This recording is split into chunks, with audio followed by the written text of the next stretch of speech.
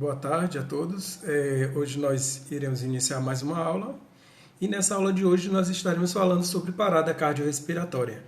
Eu já mandei alguns materiais para vocês, mandei slide, mandei um artigo falando sobre a participação dos médicos, o conhecimento, a importância da equipe de saúde conhecer a parada cardiorrespiratória, como saber, como se comportar diante de uma parada cardiorrespiratória.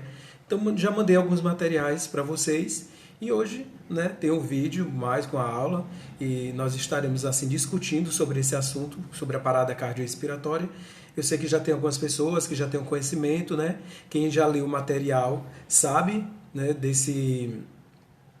desses procedimentos que devem ser feitos, como reconhecer. Então, quem já leu o material já está por dentro de algumas coisas sobre a parada cardiorrespiratória.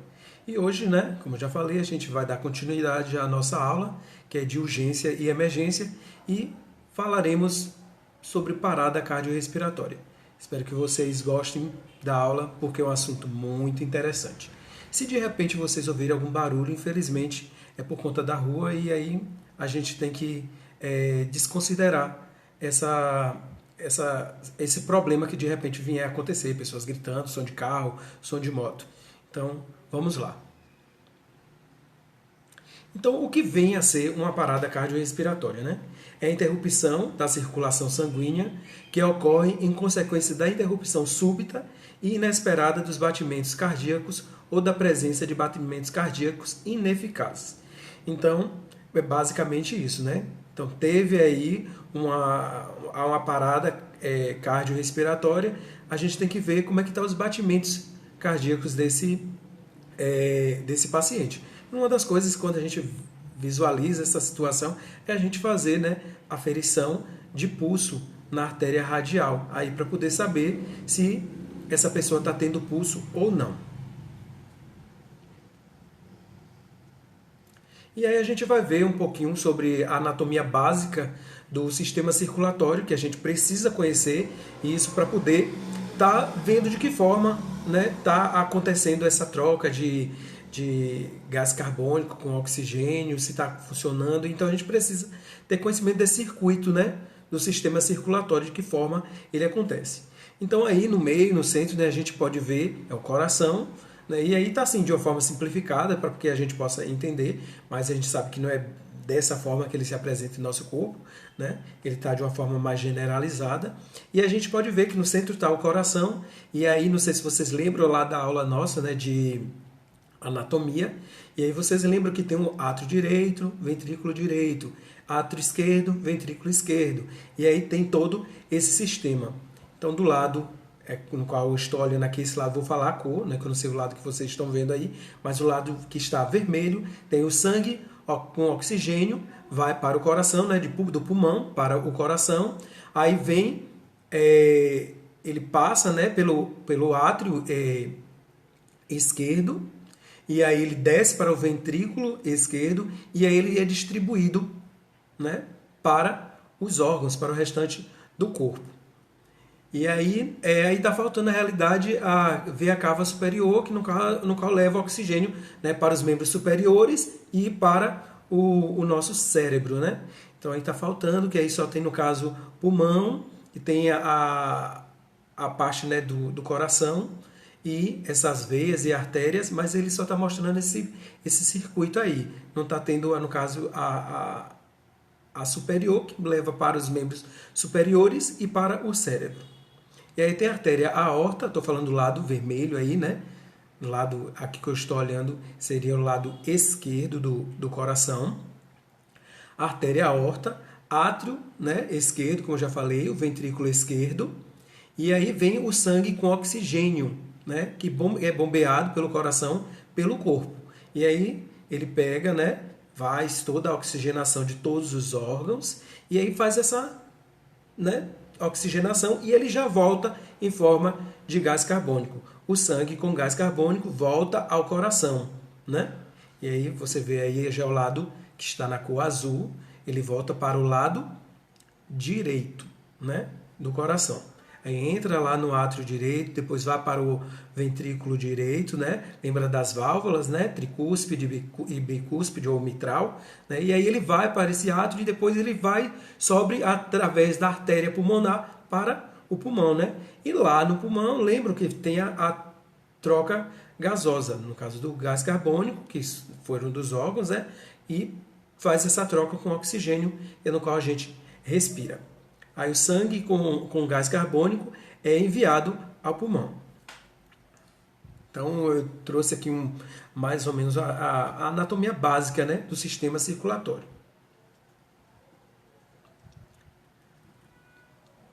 A parada cardiorrespiratória, né? Então as consequências: de 10 a 15 segundos, perda de consciência devido à parada de circulação sanguínea cerebral, né? Isso começou a parada cardiorrespiratória e entre 10 a 15 segundos a pessoa perde a consciência, ela desmaia, né? Fica inconsciente. Mas acontece que algumas pessoas ainda ficam um pouco conscientes, a gente consegue perguntar a ela e ela consegue um pouco responder, mas isso logo do início. Demorou muito essa pessoa, se ela não tem uma resposta de um socorro, essa pessoa logo pode perder a consciência por falta de oxigênio, né? Principalmente oxigênio no cérebro. 3 minutos começa a ocorrer a lesão cerebral, justamente pela falta, né, dessa circulação sanguínea, que é o que leva o oxigênio. Após 10 minutos, as chances de ressuscitação são próximas a zero. Ou seja, tem que ser algo rápido, não pode ser demorado, né? 10 minutos já é muito tempo. Né? Então, se essa pessoa ela está com uma parada cardiorrespiratória e ela não tem, né, esse socorro, não tem pessoas para fazer reanimação, essa pessoa pode ir a óbito. Né? E acontece muito isso no ambiente extra-hospitalar. No intra-hospitalar está a equipe ali, tem enfermeiros, tem técnicos, tem os médicos, então a chance de sobrevida, né, dessa pessoa é maior dentro do ambiente intra-hospitalar. Se ele é atendido fora, né, isso pode demorar no atendimento, porque muitas pessoas, infelizmente, não têm esse conhecimento para poder fazer os primeiros socorros, e aí essas pessoas acabam indo a óbito por conta da falta do conhecimento de muitas pessoas quanto uma parada cardiorrespiratória, como reconhecer e como proceder diante de uma situação como essa. E aí acaba muitas vezes tendo que chamar o serviço de urgência, né, o SAMU, e aí muitas vezes esse serviço pode demorar de chegar devido ao local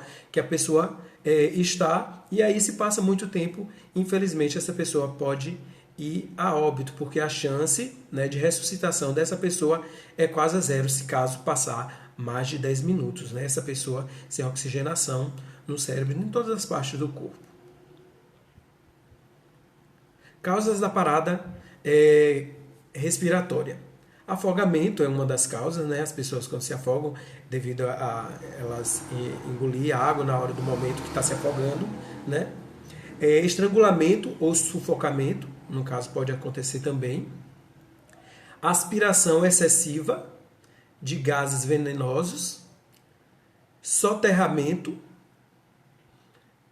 presença de corpos estranhos na garganta, choque elétrico e parada cardíaca e choque, que é aquele assunto que nós vimos naquela outra semana, né, sobre os tipos de choque. Então o choque também é uma das causas de parada respiratória. E a gente vê vários, né, que tudo que afeta as nossas vias aéreas, né? Pode ser através de afogamento, estrangulamento, sufocação, soterramento, né? A pessoa fica soterrada e a pessoa fica sem o oxigênio, então não há essa troca e a pessoa pode ter uma parada respiratória. Então são algumas, né, causas. Agora as causas de parada cardíaca, né? A gente viu o caso da respiração e as causas da parada cardíaca. Por que o coração para, né? Parada respiratória, não está tendo respiração, não está tendo oxigênio, não está tendo essa troca, então pode ter uma parada respiratória e nessa parada respiratória causa uma parada cardíaca. Doença coronariana, doença de Chagas, fibrilação ventricular, embolia pulmonar e choque. Né? A embolia pulmonar é por conta daqueles né? Êmbolos que ele se desprende dos membros inferiores principalmente, né? Eles vêm pela corrente sanguínea e pode chegar ao pulmão causando a embolia pulmonar. O choque, todas aquelas situações que nós vimos, né? O cardiogênico, né? O séptico. Então, todas as formas de choque pode causar uma parada cardíaca, né? Haja visto que é a queda do volume sanguíneo. Com a queda do volume sanguíneo, há uma queda do oxigênio e, como consequência, né, vem aí uma parada cardíaca. Sinais da parada respiratória. Como a gente, né, vê a pessoa e identifica através dos sinais, né? Inconsciência, tórax imóvel, parado, né? Porque se a gente for fazer aqui esse movimento de respiração mais forte, a gente vai perceber que a gente, né, muitas vezes é imperceptível a gente falando aqui e não percebe muito esse movimento, né, dessa caixa torácica aqui que nós temos. E aí, quando a pessoa tem uma parada cardíaca, uma das coisas que a gente vê é a inconsciência. A pessoa está inconsciente, o tórax está imóvel, parado, não tem a presença, né, de respiração, a ausência de saída de ar pelas vias aéreas. Então, são coisas que a gente tem que observar. Sinais da parada cardíaca. Inconsciência, ausência de pulsação, que a gente afere, né, para ver se está tendo pulso. Ausência de som, de batimentos cardíacos também. Abordagem inicial. Conversar com a vítima, né, para verificar o estado de consciência. A gente vai perguntar, senhor, o senhor está bem?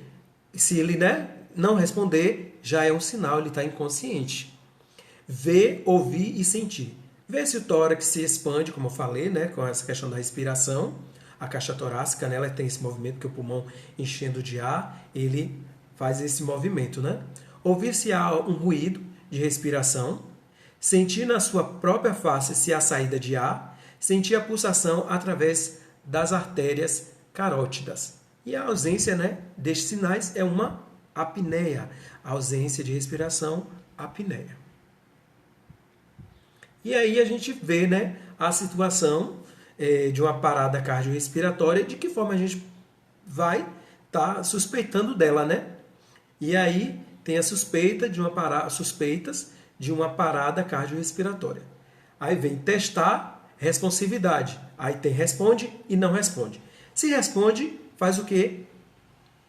Faz a gente ver que essa pessoa está respondendo, ela não tem, já é uma coisa que a gente pode excluir, uma parada cardiorrespiratória. Né? Pode ser uma outra coisa, uma tontura, uma queda da pressão, né? Da pressão arterial, essa pessoa está com hipertensão, e aí até uma hiperglicemia pode deixar a pessoa sem consciência por alguns minutos, um desmaio, né? Falta de oxigenação, tantas coisas, excesso de exercícios também pode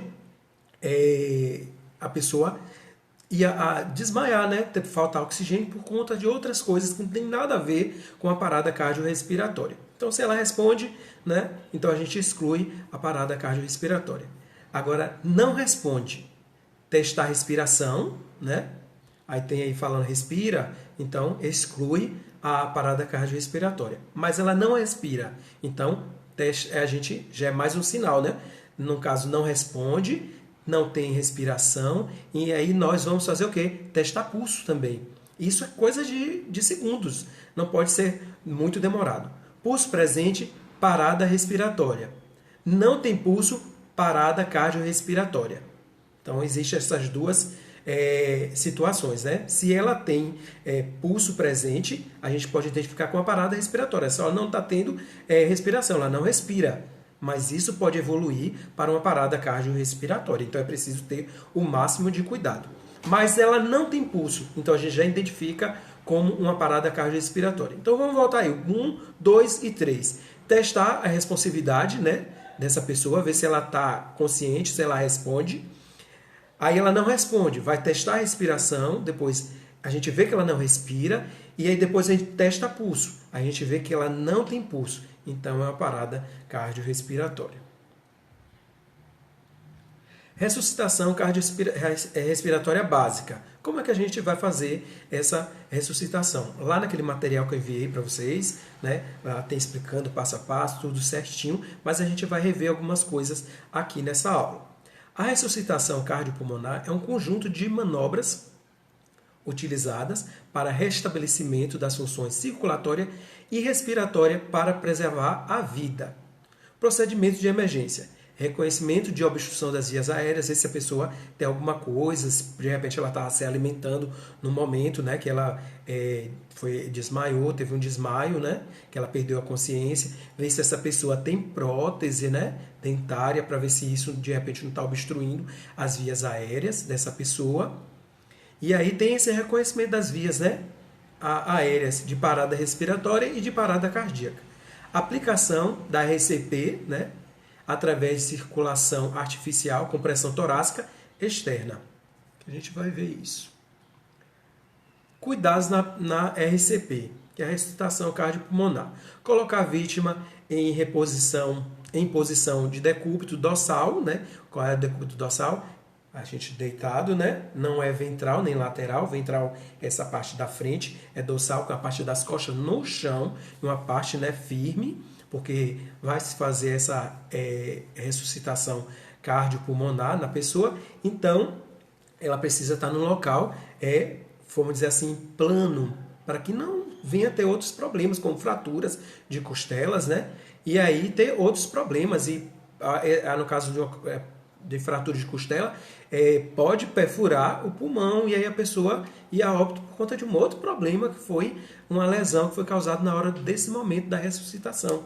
Né? Na hora que está fazendo as compressões, se não souber fazer, né, você pode levar ao óbito esse paciente por um outro problema que não foi a parada cardiorrespiratória. Né? Simplesmente por conta de ter fraturado uma costela, perfurou o pulmão e aí essa pessoa vai a óbito por conta de um outro problema que foi causado pela falta, né, de prática nessa questão da ressuscitação cardiopulmonar. Então tem que estar numa superfície dura, firme e plana.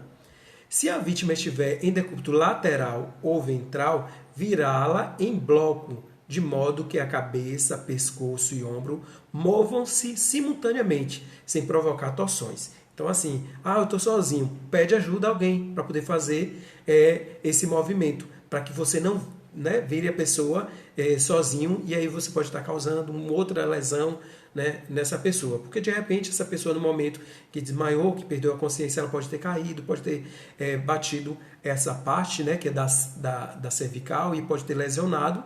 E nessa lesão, se você sozinho for fazer isso, sem ajuda, você pode estar causando outros problemas também com esse paciente, essa pessoa. Estou falando isso no caso de um atendimento a um paciente no ambiente extra-hospitalar. No intra-hospitalar, ele vai estar né, com a equipe, é diferente. Colocar-se ao nível dos ombros da vítima e se ajoelhar quando ela estiver no solo. Olha só, você tem que estar ajoelhado com os joelhos no chão na hora para fazer essas compressões. Você não pode estar, por exemplo, de cócora, abaixado, né, para poder fazer esse movimento, porque você precisa estar numa posição também confortável para você que vai fazer esses movimentos, porque são 30, né, movimentos, e aí faz 2 respirações, vocês viram lá no material, e eu estou falando novamente aqui. E aí o que acontece? Essa vítima está ali e você precisa estar confortável também para poder fazer esses movimentos, né? A fazer as compressões e ofertar oxigênio para esse paciente. Abertura das vias aéreas. Na ausência dos tônus muscular, a língua e o epiglote poderão obstruir as vias aéreas, uma causa comum de obstrução em pessoas inconscientes. Por isso que tem muitas pessoas que falam assim, tem que segurar a língua. Quando, por exemplo, a pessoa está tendo uma convulsão, as pessoas falam isso por conta dessa questão do tônus muscular. A língua e a epiglote poderão obstruir as vias aéreas. Ela, no caso, pode descer e aí pode obstruir as vias aéreas da pessoa. E se ela tiver alguma coisa, né, nessa região oral, ela pode ser muito pior.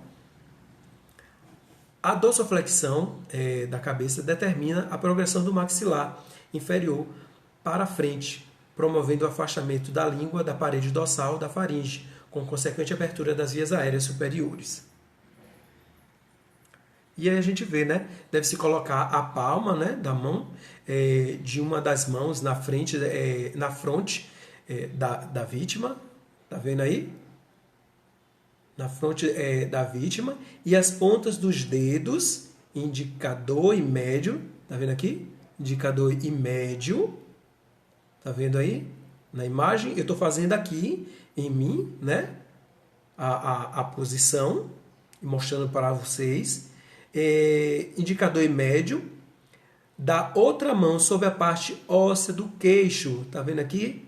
Parte óssea do queixo, tracionando para frente e para cima. Então, no caso, o paciente está em decúbito dorsal, né? E aí você vai fazer esse movimento, porque isso vai fazer com que há uma facilitação da entrada do oxigênio para esse paciente.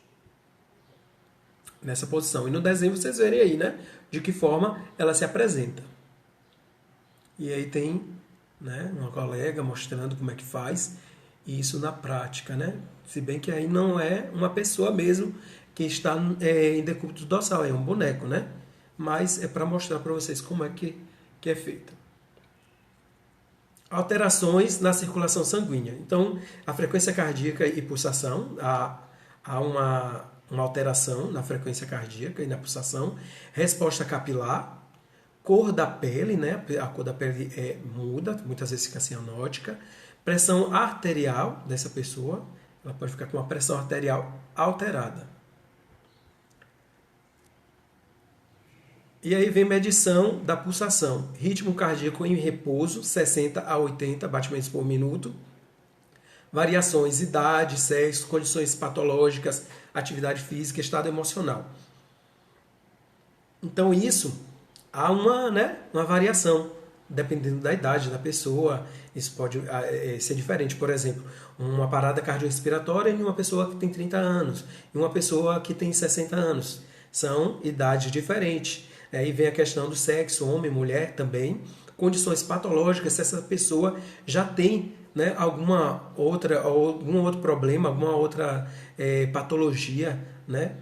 E aí isso pode, por exemplo, se a pessoa é hipertenso, é diabético, isso pode ter uma variação. Isso pode, por exemplo, piorar a situação dessa pessoa. Se ela pratica atividade física ou não, se é uma pessoa que está com obesidade, obesa, né? Isso também há uma diferença. E o estado emocional da pessoa também. Locais para medir o pulso, né? Para medir, no caso, a medição da pulsação, você vai ver aonde? No pulso, base polegar, né? Ou no pescoço. Então você vê no pulso ou no pescoço. Resposta capilar. Pressionar e libertar a pele, a unha ou o lábio, né? Então vai pressionar e libertar a pele, unha ou o lábio, para poder ver a resposta capilar. Se a circulação estiver normal, a área pressionada ficará branca durante a pressão. E normal, cor de rosa, quando libertada. Então, no caso, a circulação normal é dessa forma. Você pressiona e aí vai ver naquela área pressionada que ela vai ficar branca durante a pressão, né? E normal, que é a cor rosa, quando você tira, deixa no caso de pressionar. Se a área ficar branca, vermelha ou violeta, é sinal que a circulação é pobre ou parou. Cor da pele, né? Normal, a cor de rosa, né? Isso também varia de pessoas, dependendo da cor da pessoa também, né? Se ela é branca, se ela é preta. Branca é pálida, o sangue não chega à pele. Violeta, o sangue encontra-se parado nos capilares. Pele fria, o sangue está saindo da pele e entrando em órgãos essenciais. Pele quente, a pele está recebendo grandes quantidades de sangue. Então, isso são coisas que se apresentam, né, através da cor da pele. E a gente vê a questão também, não só a questão da cor, mas também se a pele está fria, se a pele está quente. No caso de uma parada cardiorrespiratória, a pele fica pálida ou violeta, né, conhecido por cianótica. Aferição da pressão arterial. Definição de uma pressão arterial, pressão máxima ou sistólica, né? Sem mais idade acho que ficou cortado aqui um pouquinho. Pressão mínima ou diastólica, 60 a 80, né? Lembra que eu já falei para vocês, expliquei para vocês essa situação da sistólica e diastólica. Eu sempre costumo dar um exemplo assim, a gente fala 12 por 8. Essa 12 ou 120 é a sistólica. E 8 ou 80, que a gente fala assim, 12 por 8, né? Mas o correto é falar 120 por 80. Então, essa máxima, que é a 120, é a sistólica, e a mínima, que a gente fala 8 ou 80, é a diastólica. Técnicas de aferição, né, da PA, verificar se a braçadeira está sem ar e a válvula de borracha completamente fechada. Virar o braço esquerdo do paciente para cima. Colocar a braçadeira cerca de 2 a 3 centímetros acima da dobra do cotovelo. Né? Eu vou mostrar aqui, né, para vocês, acima da dobra do cotovelo. Então, de 2 a 4 centímetros acima dessa dobra aqui. Eu gosto de mostrar para que vocês entendam aí. Eu sei que muitos já sabem, inclusive já estão fazendo estágio, possivelmente já estão fazendo isso já nos hospitais, né, em postos de saúde, que de repente já estejam fazendo o estágio. Encher a braçadeira até deixar de sentir a pulsação, colocar o estetoscópio na artéria, no ponto em que sentiu a pulsação. Manter o braço esticado. Manter o braço esticado, lentamente liberar o ar da braçadeira e ouvir cuidadosamente. Quando ouvir a pulsação forte, aquela mais forte, né? É a sistólica. E aí continua. Tum, tum, tum, tum, tum.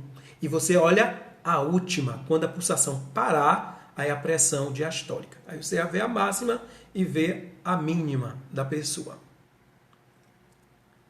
E aí vem a tabela de classificação da pressão arterial, né? Maior que 18 anos, segundo a Sociedade Brasileira de Cardiologia.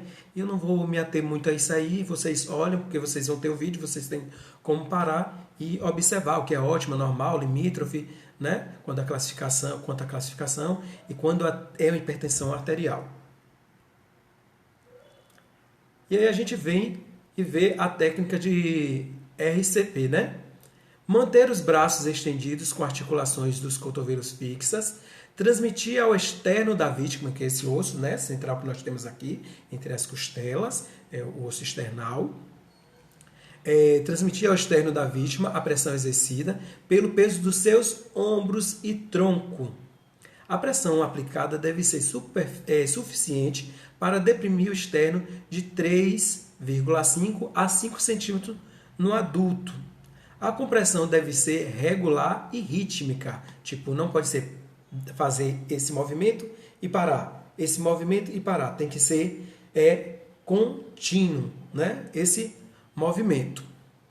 Estou mostrando para vocês aqui, mas não é dessa forma, né, que se posiciona. Estou mostrando para vocês entenderem esse movimento contínuo. Deve ser regular, rítmica, seguindo-se imediatamente o relaxamento de igual duração, aliviando totalmente a pressão, permitindo ao tórax retornar à sua posição normal, sem, entretanto, retirar as mãos. Então, você tem que pode estar tirando, né, o seu braço, as suas mãos, do movimento, tipo, tirar de cima do tórax do paciente, não.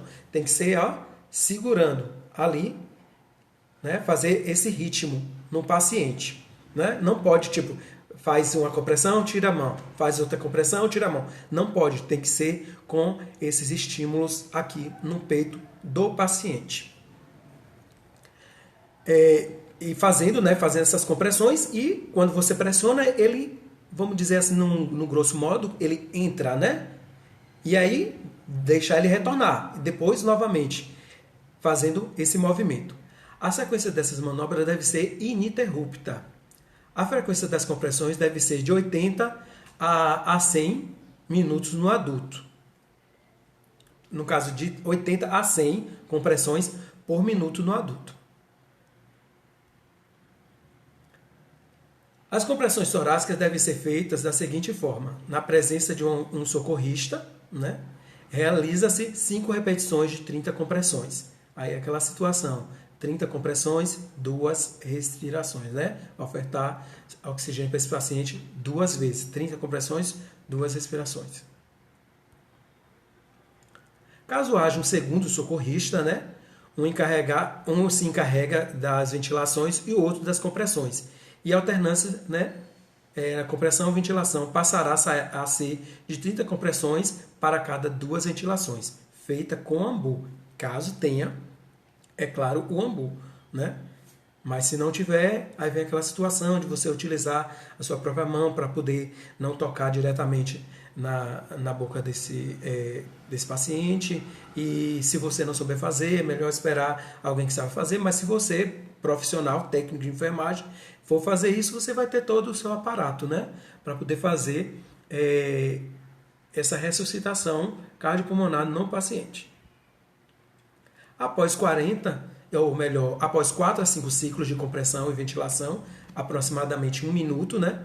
Aconselha-se a reavaliação da presença de pulso, né, desse paciente, você vai ver o pulso desse paciente, e de respiração espontânea, se ele voltou, né, a respirar de forma normal. Repetindo-se as reavaliações a cada 3 minutos.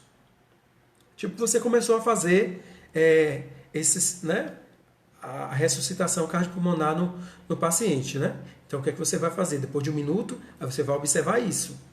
Não voltou? Continua fazendo as compressões, né? E aí fazendo a oferta de oxigênio para esse paciente. E aí depois, aí você vai ver a cada 3 minutos. No primeiro minuto você vê, depois a cada 3 minutos. Reações durante ou após a coleta. Ansiedade, nervosismo, né? Converse com o paciente tentando distraí-lo e redobre sua atenção, que de repente ele voltou, né? Começou a ter respiração normal, a ter uma consciência, mas devido a essa reação que ele pode ter, uma ansiedade, um nervosismo, ele pode novamente ter uma parada cardiorrespiratória. E aí tem que fazer todo o trabalho novamente. Então tem que estar tendo o máximo de cuidado com esse paciente no pós, né? No pós-parada cardiorrespiratória. E ver também a questão de náuseas e vômitos, que ele pode estar tendo uma broncoaspiração, depois, no caso que ele retorna, e tenha um cuidado com isso, né, com náuseas e vômito. Interrompa o procedimento, caso se ele venha apresentar isso. Ofereça recipiente e papel, toalha, caso ele esteja consciente, né, você vai oferecer para que ele possa estar fazendo isso. Vomitando, ou o que ele estiver sentindo, ele está tendo esse auxílio. E aí, no caso, chama o médico. No caso do serviço de urgência, o SAMU móvel, né? Aí o que acontece é entrar em contato através do telefone com o médico. E aí o médico dá as orientações. Situações relacionadas à coleta de sangue. Aí tem a palidez, sudorese, calor intenso, interrompa o procedimento, afrouxe a roupa do paciente para que ele sinta-se confortável, né? Se for, por exemplo, um ambiente fora do hospital, eixo hospitalar, tem que ter cuidado com a questão de curiosos, né? Os populares muitas vezes ficam aglomerados em cima do paciente e isso dificulta, né, ali essa troca de oxigênio do paciente. Ele já está passando mal por falta de oxigênio e é pedido que os curiosos, né, os populares que chegam próximos, se eles não vão ajudar, que se afastem, né, que não fiquem ali ao redor fazendo e dificultando esse trabalho da equipe, né. Coloque-o em posição de Trendelenburg, que a gente já viu essa, né, posição, essa posição que os membros inferiores ficam mais alto do que o nosso tórax, né, é a nossa cabeça. A cabeça, no caso, ela fica mais baixa. Essa é a posição de Trendelenburg. Verifique a PA, o pulso e a respiração. Isso ajuda, né, gente, no retorno venoso e, consequentemente, vai ajudar na oxigenação do cérebro desse paciente, para que ele volte mais rápido à consciência. Tontura e perda de consciência, né? Interrompa o procedimento. Coloque-o em posição de Trendelenburg, que a gente viu anterior. Chame o médico. Verifique a pressão arterial, o pulso e a respiração. Frequência respiratória aumentada, né? Interrompa o procedimento, ofereça um saco de papel para que o paciente respire dentro dele, né? Se tivesse um aqui, eu ia mostrar para vocês de que forma seria isso. Parada cardiorrespiratória, chame o médico, inicie os procedimentos de RCP, encaminhe ao serviço de emergência. Isso no caso, se for fora do ambiente hospitalar. Se for dentro do ambiente hospitalar, todos os cuidados, você viu que está tendo uma parada cardiorrespiratória, já começa ali a fazer os primeiros socorros com a equipe a esse paciente. Então, gente, é isso. Muito obrigado pela atenção de vocês. Estaremos discutindo, estou disponível para vocês, né? E aí vocês podem tirar as dúvidas de vocês, que de repente vocês venham ter, pode contar comigo. Eu estou à disposição de todos. Tenham todos uma boa tarde e até a próxima.